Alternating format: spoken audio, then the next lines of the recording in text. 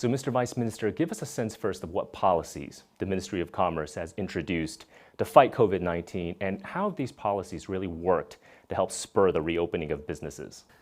As the fight against COVID-19 made a lot of progress, as the risks in other places than Hubei province were kept low, President Xi Jinping made the decision to prudently reopen China's economy while effectively maintaining epidemic control.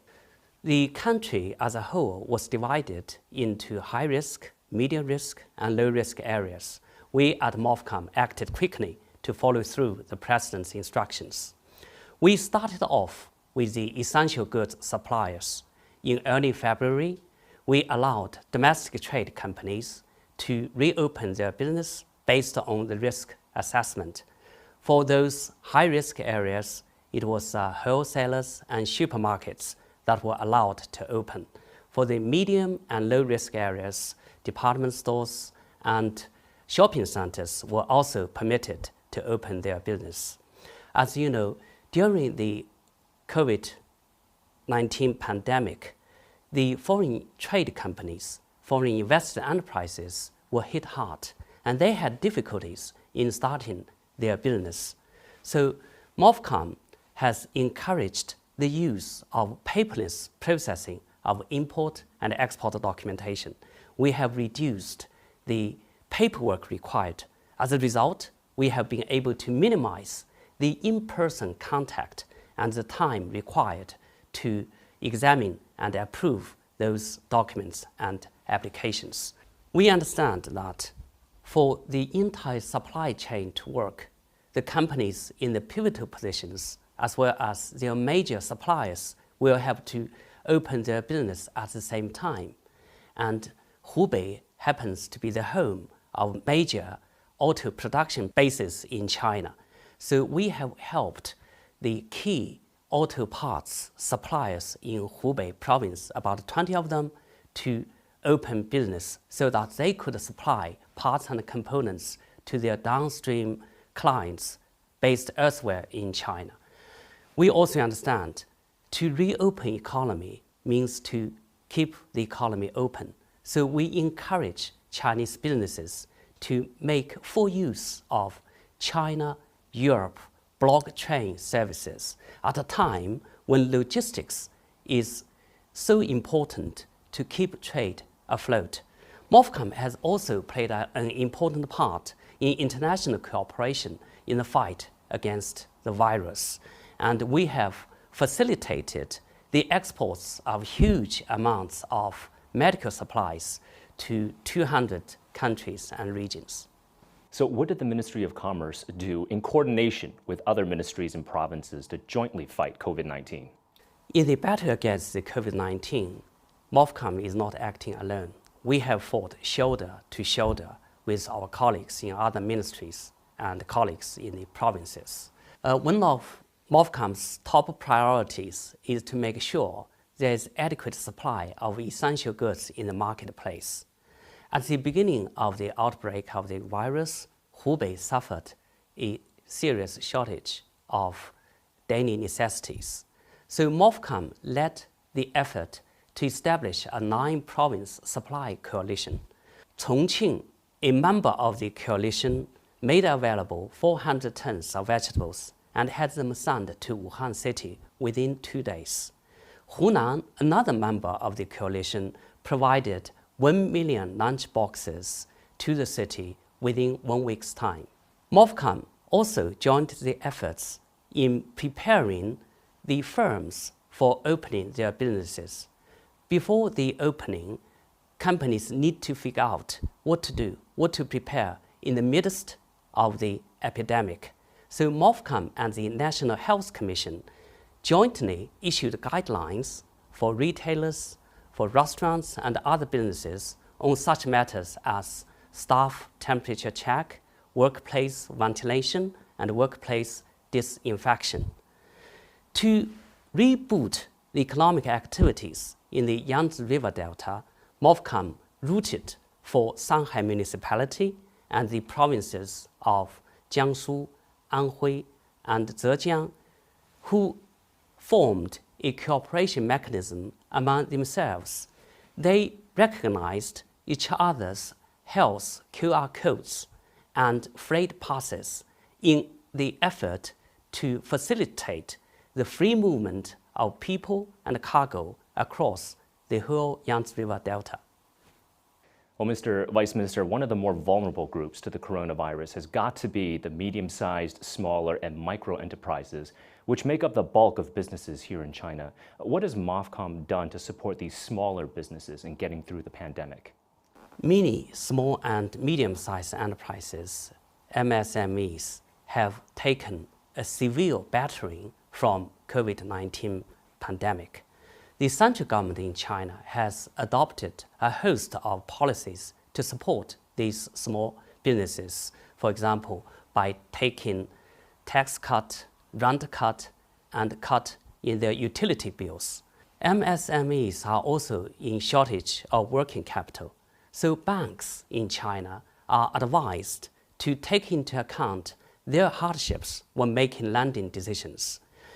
The MSMEs are allowed to defer their loan payments until the end of March next year.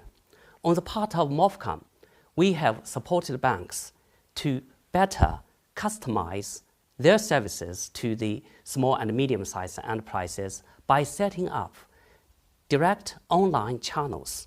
We have also expanded the coverage of export credit insurance so that those MSMEs could better cope with export-related risks.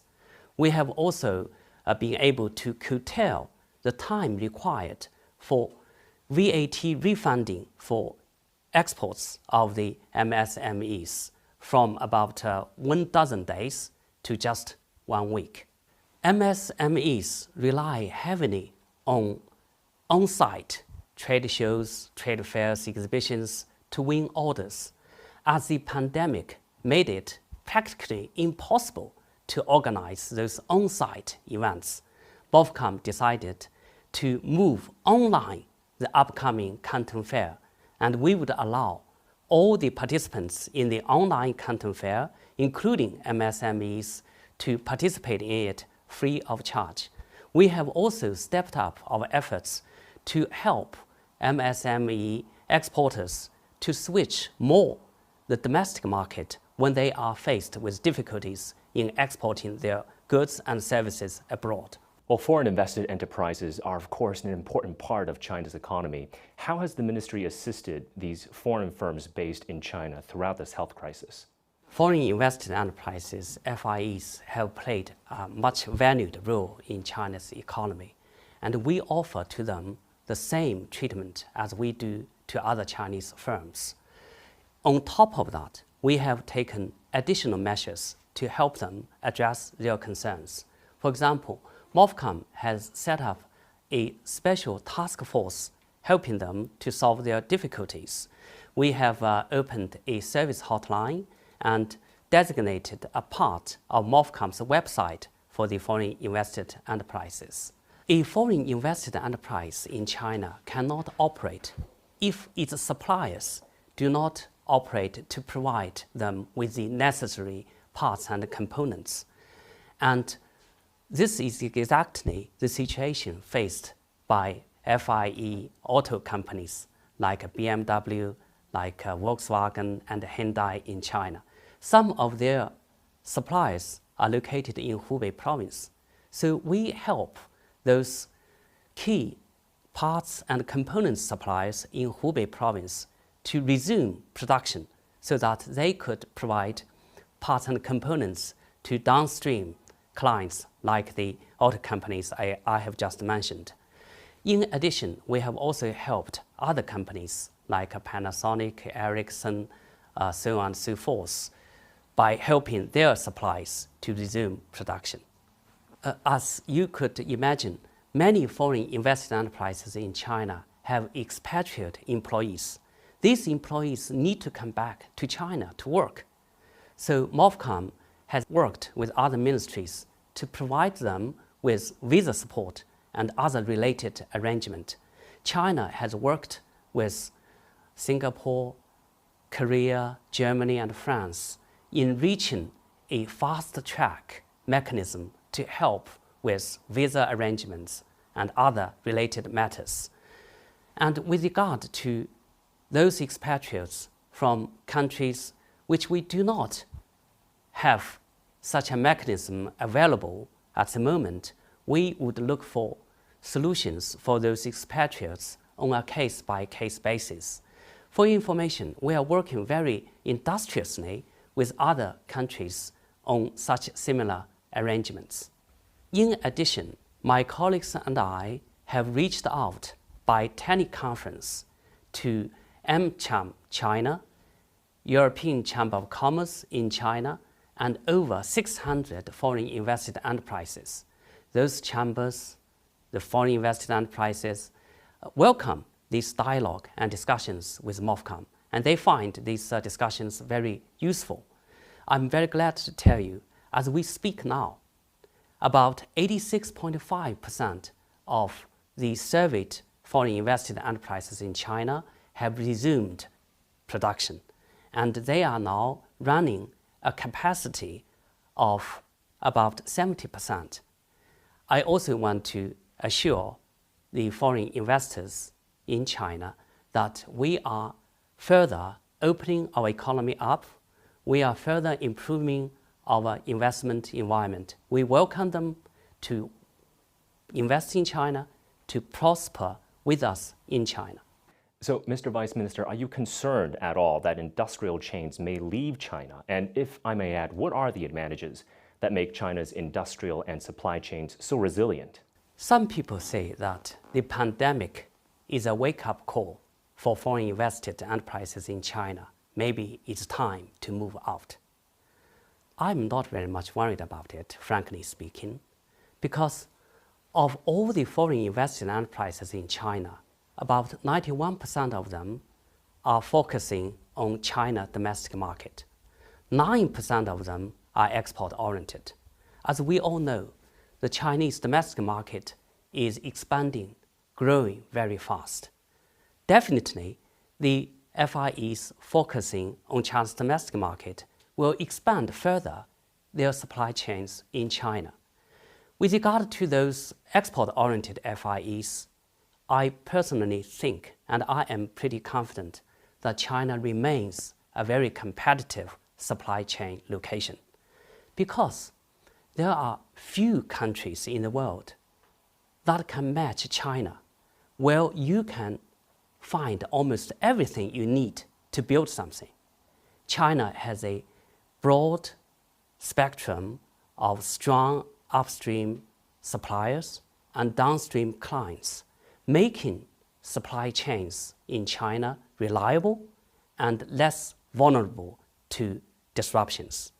China also enjoys the advantages of the economies of scale and the competitive labor cost, which makes supply chains in China scalable, extendable, and very cost-effective. In addition, in terms of logistics, which is critical to the safety of supply chain, China is well connected to the rest of the world by rail, by air, and by sea. I can give you some examples.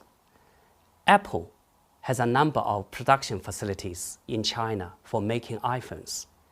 Its supply chain in China has been very resilient, experiencing only a few hiccups during the outbreak. And another example is Tesla Shanghai. It has been running quite well with only a few days of downtime caused by the outbreak of the coronavirus. China has a good environment to sustain these supply chains in our country. Nonetheless, President Xi Jinping at the extraordinary G20 leaders meeting emphasized the importance of maintaining a global industrial and supply chains. The G20 trade ministers meeting also pledged to promote open and resilient supply chains. So we are working with colleagues from other economies to deliver on those commitments. So, Mr. Vice Minister, what opening up policies can we expect from China this year? We heard from the 2020 government work report that new pilot free trade zones will be opening up, that the negative list for foreign investment will be significantly shortened. So, what's MOFCOM's view on all of this? Premier Li Keqiang emphasized in his government work report for 2020 that China will further open its economy up and China will make better use of foreign investment. And we at MOFCOM are working hard to implement that. China is already a very open economy. Today, foreign investment is restricted or prohibited in only 40 areas or activities. And all these 40 areas appear on a negative list for foreign investment. China started to publish that negative list 6 years ago. That was in 2013. At that time, the negative list contained 190 areas. So today it's 40 areas. So it's already a big cut. And this year, we are going to announce another major cut in the negative list. And foreign investors will have more and greater business opportunities in China. You have mentioned free trade zones. For your information, we have set up 18 free trade zones across the country over the past 6 years.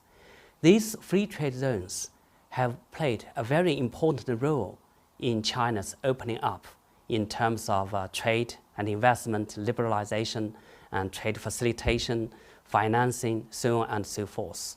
And these free trade zones have been very popular with foreign invested enterprises. Last year, these 18 foreign trade zones attracted 15% of China's total inbound investment. And this year, we are going to announce more FTZs to be set up. And we are going to empower those FTZs to carry out more reforms and incubate more best practices and improve their investment environment for both Chinese and foreign investors alike. So, given all the uncertainties that we see with COVID-19 and the global economy, how are talks progressing for the Regional Comprehensive Economic Partnership as well as for the China-Japan-Korea Free Trade Agreement?